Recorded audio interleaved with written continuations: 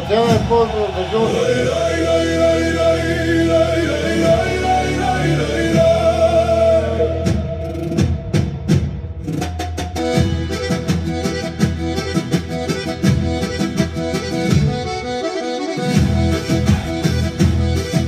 Специално за Жорката.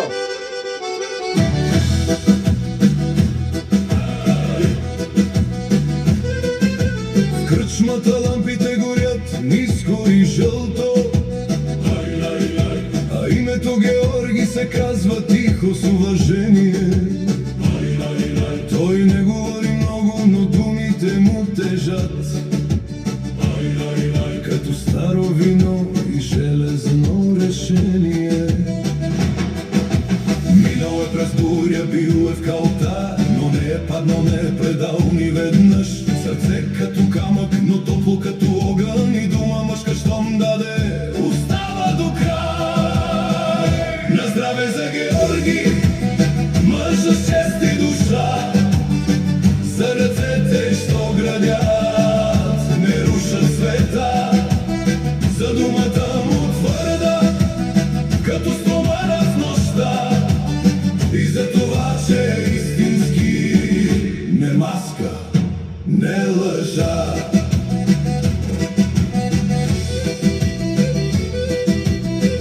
Ево, Жорката.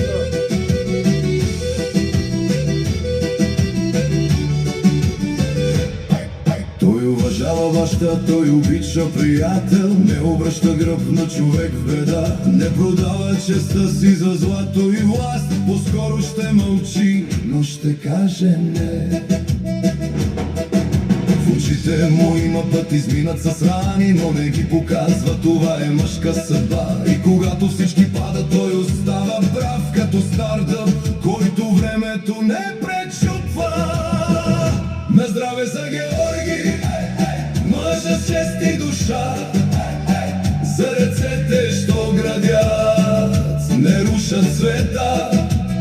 За думата му твърда, като стомана в нощта, и за това, че е истински, не маска, не лъжа.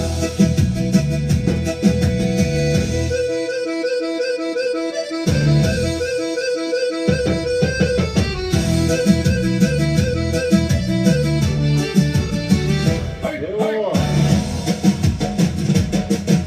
В масата шумна той не търси корона, но всички поглеждат, когато стане.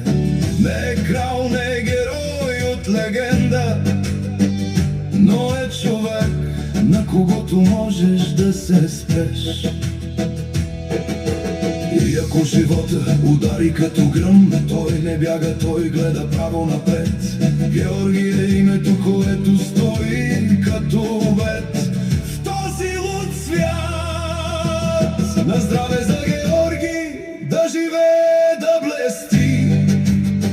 На мъжете като него светът се държи. И докато има кръв и огън в сърцата, такива хора ще носят земята. Ево, специално за Жорката.